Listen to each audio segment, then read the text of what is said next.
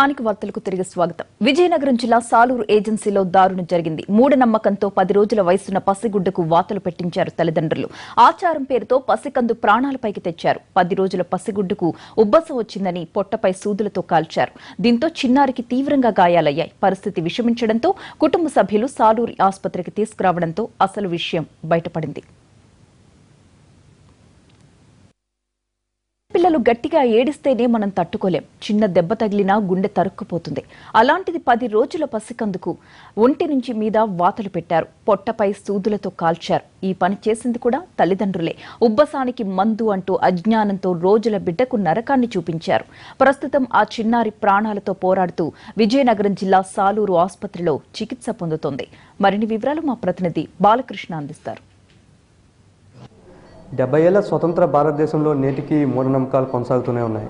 మూఢనమ్మకాల పేరుతో పిల్లలకి ఏదైతే టీకాలు వేయడం లేకపోతే కాల్చడం వంటి ఘటనలు జరుగుతున్నాయి. తాజాగా విజయనగరం జిల్లా సాలూరు ఏజెన్సీలో ఒక విషాదకరమైన ఘటన చోటు చేసుకుంది. విజయనగరం సంబంధించినటువంటి ఈ సాలూరు ప్రాంతం పాచిపెంట మండలంలో ఈ ఒక బేబీ గత 10 రోజుల క్రితం బేబీ పుట్టింది. ఈ బేబీకి సంబంధించి చిన్న ఏవైతే లోకల్ డిసీజెస్ ఉంటాయో ఆ డిసీజెస్ సంబంధించి చిన్న ఉబ్బస కానీ వంటి ఉన్నాయి. వీటికి తగ్గిస్తామని చెప్పేసి స్థానికంగా ఉన్నటువంటి ఇంట్లో ఉన్న వ్యక్తులే పూర్తిగా కట్ చేసిన పరిస్థితి మనం చూస్తున్నాం. చాలా బేబీ పరిస్థితి చాలా విషమంగా ఉంది. ప్రస్తుతం ఎన్ఐసిలో డాక్టర్స్ ట్రీట్మెంట్ చేస్తున్న పరిస్థితి. ప్రస్తుతం మనతో డాక్టర్స్ ఉన్నారు.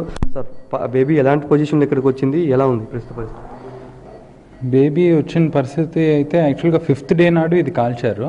సో 10th డే నాడు మన దగ్గరికి తీసుకొచ్చారు. 10th డే నాడు పాచిపెంట పిహెచ్సికి వెళ్ళారు. అక్కడ డాక్టర్స్ ఇది చాలా సీరియస్, మేము దీన్ని ట్రీట్ చేయలేము అని చెప్పి ఇక్కడ సాలూరుకి తీసుకొచ్చారు. సో సాలూరుకి తీసుకొచ్చిన టైంలో సుమారుగా రాత్రి 8 గంటలకు తీసుకొచ్చారు మొన్న. బేబీ అప్పుడు చాలా సీరియస్గా ఉన్నది. మనకి చాలా తక్కువ టైం అనేది, మనం రిఫర్ చేసే టైం కూడా మనకి యాక్చువల్గా లేదు. సో బేబీ ఆయాసం చాలా ఎక్కువ ఎగ ఊపిరితో వచ్చింది. తర్వాత నాడి కూడా చాలా తక్కువగా ఉంది.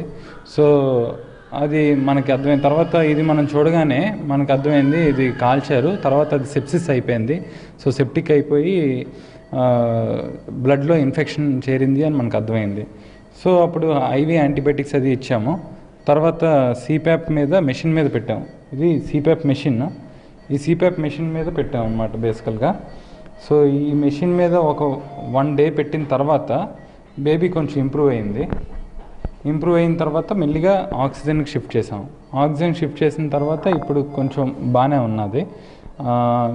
ఒక 2 or 3 days ఇలాగే ఐవీ యాంటీబయాటిక్స్ ఇస్తే బేబీ బయటకు వచ్చే అవకాశం ఉన్నది. ముఖ్యంగా ఏజెన్సీ ప్రాంతాల్లో ఇలాంటి ఘటనలు ఎక్కువ జరుగుతుంటాయి. టీకాలు వేయడం కానీ, స్థానికంగా లోకల్లో ఉన్న వ్యక్తులు ఇలాంటి ఘటన ట్రీట్మెంట్లు చేయడం కానీ, ఏవో పసర్లు పట్టడం కానీ, దీని మీద ఏమంటారు? కొంతమంది డెలివరీలు కూడా బొడ్డును కట్ చేసి రాళ్ళతో కట్ చేసిన పరిస్థితి కూడా మనం చూసాం గతంలో. దీనిపై ఎలాంటి సలహాలు ఇస్తారు? ఇలాంటివి చాలా ప్రమాదం. సో కాబట్టి ప్రతి డెలివరీ అనేది హాస్పిటల్లో జరగాలి అనేది ఇప్పుడు మనం మెయిన్గా తీసుకుంటున్నాము. సో దీనికోసం మన పిఓ గారు యాక్చువల్గా ఒక 1 month బేబీ డెలివరీలు ఇక్కడే జరగాలి అని చెప్పి లోకల్గా చాలా ప్రయత్నాలు చేశారు. One of the revolutionary project అది. సో అలాగే ఈ బేబీ కూడా ఇక్కడ 10 days ముందే, డెలివరీకి ముందే వచ్చింది, ఇక్కడ ఉన్నది. కానీ అన్ఫార్చునేట్లీ ఇలాంటి మటుకు ఇంకా కంటిన్యూ అవుతూనే ఉన్నాయి. దీనికి మటుకు అవగాహన లేకపోవడం అనే చెప్పొచ్చు. ఇది బేబీ పరిస్థితి మనం చూస్తున్నాం. పూర్తిగా మొత్తం ఒళ్ళంతా కూడా పైన చెవుల దగ్గరతో నుంచి కింద బొడ్డు వరకు మొత్తం ఈ సూదితో పూర్తిగా కాల్చి వాతలు పెట్టిన పరిస్థితి మనం చూస్తున్నాం. ఏదైతే టీకాలు లేక ఇలా కాల్చడం, పసర్లు పట్టడం న్యాచురల్గా చాలా ఈ గిరిశకర గ్రామాల్లో కానీ, చాలా గిరిజన ప్రాంతాల్లో కానీ, మారుమూల ప్రాంతాల్లో ఎక్కువగా జరుగుతున్న సంఘటనలు మనకి వరుసగా వస్తున్నాయి. అయితే కొన్ని ఇలా బయటపడుతున్నాయి. ప్రస్తుత బేబీ పరిస్థితి కొంత నిలకడగా ఉందని చెప్తున్నప్పటికీ ఇంకా మరొక కొన్ని రోజుల పాటు పూర్తిగా బయటికి వచ్చే పరిస్థితి లేదని చెప్పేసి డాక్టర్లు చెప్తున్నారు. కెమెరామెన్ అనిల్తో బాలకృష్ణ, ఎన్టీవీ విజయనగరం ఏజెన్సీ నుంచి.